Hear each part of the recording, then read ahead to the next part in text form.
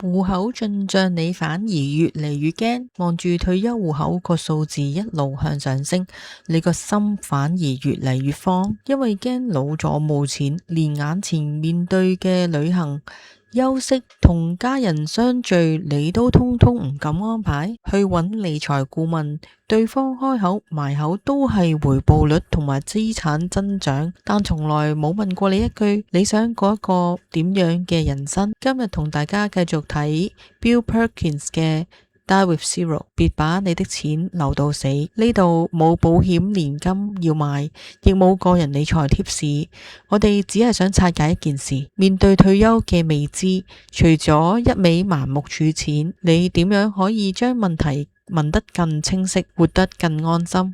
你唔需要有水晶球先可以開始規劃㗎。冇人知道自己會活到幾多歲，正因為咁，我哋好容易行極端，一係完全唔準備，一係當自己會活到150歲，結果一蚊都唔敢喐。壽命預測唔係神奇嘅水晶球啊，佢提供嘅係一個機率範圍。呢啲數字唔係要定死你嘅人生，而係幫你將模糊嘅恐懼化成具體嘅問題。問下自己，你到底喺度驚啲乜嘢？基本生活費唔夠，突發嘅醫療開支，需要照顧屋企人，目標唔清晰，恐懼就繼續喺度。當你只係盲目追求更大嘅數字，你根本未定義自己要防範啲乜嘢。第一步，唔好盲目咁計我要儲幾多個百萬，先寫低呢3條問題嘅答案。我想保護生活嘅邊一部分？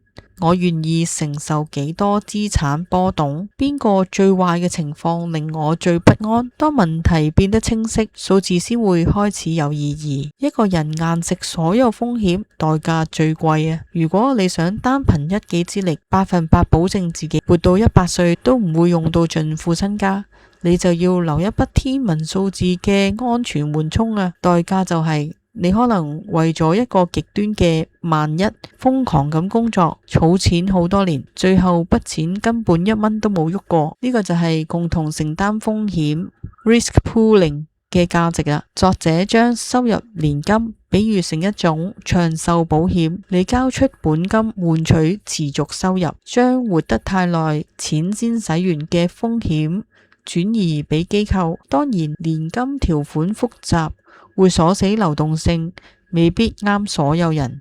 但重點係咪將所有金融工具都只係用投資回報去判斷？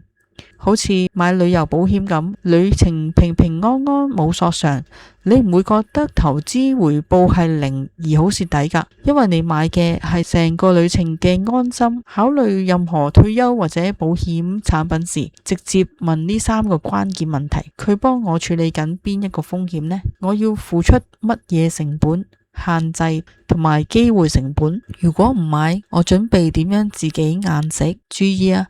重大退休決定涉及稅務同埋條款差異，記得諮詢清楚，披露收費，冇利益衝突嘅合資格專業人士。賺錢之前先問你想解決乜嘢問題。理財顧問好擅長幫你增加財富，但你真正想解決嘅可能係整體人生嘅滿足感。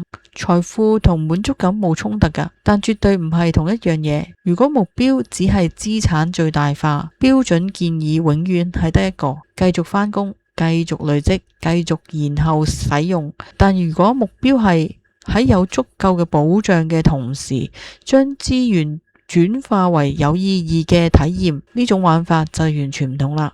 另外，一定要留意利益誘因。按管理資產比例收費嘅顧問，好大機會傾向叫你將錢留喺投資組合。呢個唔代表佢哋係衰人，而係制度使然啊！你有權亦應該問清楚你點收費，有冇佣金，我有冇其他選擇。最重要係你先要定義自己具體嘅目標，唔好講想退休舒服啲呢啲空泛嘅說話，要具體到咁樣嘅。基本生活要幾穩定呢？要留幾多流動資金先有安全感？想趁身體最健康嘅幾年，同屋企人同為自己創造啲咩體驗呢？一個頂級嘅理財計劃最終呈現嘅唔應應該只係一條向上斜嘅資產曲線，佢應該清楚解釋啲錢點樣保護你重視嘅生活，又會喺邊個最適當嘅時機俾你痛快咁用完。3個行動建議，拆解恐懼，將退休唔夠錢呢句口頭禪拆成3個具體風險，好似係